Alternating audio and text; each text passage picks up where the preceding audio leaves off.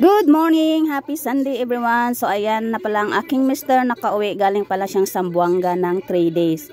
So ayan, at dahil nandito na nga siya mga lod guys, so ayan, magluluto daw siya ng tunang curry. So yan yung tuna na yan mga lod guys, yan yung malaking isda. So marami pang natira mga lod guys, so magluluto daw siya ng curryng isda.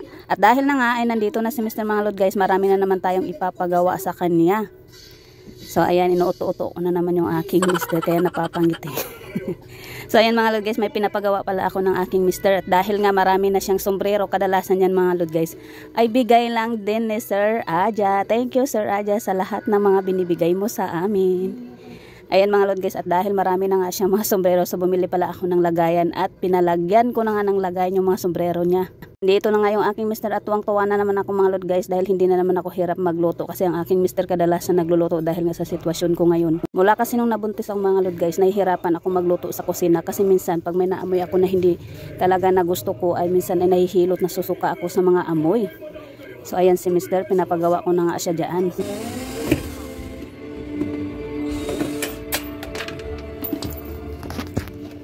Sasabihin ko sa inyo, may isang tao naglalakbay mula sa Jerusalem papuntang Jericho. Hinarang siya ng mga tulisan. Tulisan?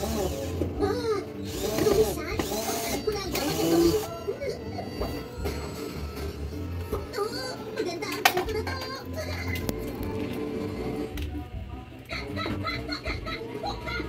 Hahanapin ko sila Johnny. Ano sila kayo niya? Uy, Chris! Joy! Nandiyan pala kayo! Saan ka galing, Jess? Nandun ako sa may balon. Nakikinig sa kwento ni Jesus tungkol sa isang lalaking sinalaki sa daan. Walang tumutulong. May dumaan na isang lalaki, pero hindi siya huminto. Tapos sandali, dahan-dahan lang, Gizmo. Wala kaming maintindihan sa sinasabi mo. May kinukwento mismo.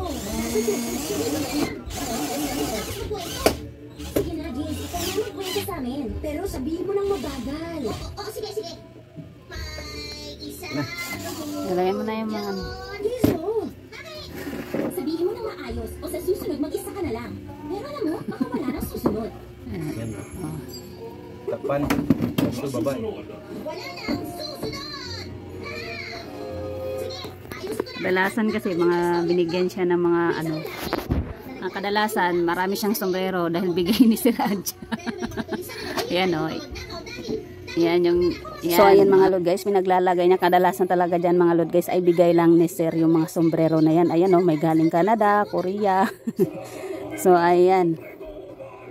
O ayan diba, ang dami na niyang sombrero. Ayan o, bigayan ni Sir Aja yung iba dyan.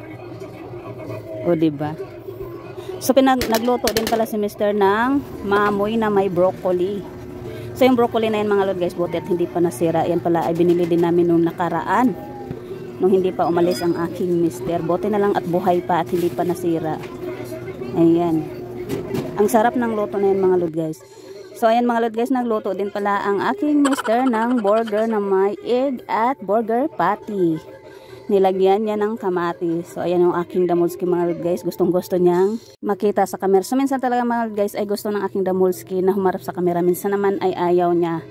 So ayan mga lord guys, sarap na sarap siya sa luto ng kanyang ama. Dahil minsan kasi mga lord guys, pag kami lang dalawa ay tinatamad talaga ako magluto at bumimili na lang ako sa labas dahil nga hirap ako magluto ngayon. Dahil nahihilo ako sa kusina pag ako ay nagluluto. Namatay ang isang higante, si Goliath. Bakit pumili ang Diyos gumamit ng isang berhen para isila ang manunubos ang ating Panginoong Jesucristo? Bakit kailangan pa na magpahuli ng Diyos? Magpakulong. Bakit kailangan pa niyang tiisin ang habutin? Bakit kailangan pa niyang manatili na tinitiis din ang pamamahiya ng ibang tao? Bakit kailangan niyang magpapako sa Kalbaryo? Bakit kailangan niyang manatili doon sa krus? Bakit hinayaan niya ang sarili niya na mamatay, ilibing, para lang iligtas ang tao sa kanyang kasalanan? Bakit hindi na lang gawin ng Diyos yung madali para sa ating kaligtasan? Bakit mas pinili pa ng Diyos yung komplikado at imposibleng paraan? Ano pong sagot? Ito ay dahil Diyos siya. At pagdating sa Diyos, tandaan nyo, walang mahirap. Pagdating sa Diyos, walang mabigat. Pagdating sa Diyos, walang imposible. Even if it's impossible, God can do it. God can make it. God can win it. Amen? Wala po sa bokabularyo ng Diyos ang salitang imposible. Kaya kung Kristiyano ka, wag na wag mong sasabihin ang salitang yun pagdating sa Diyos.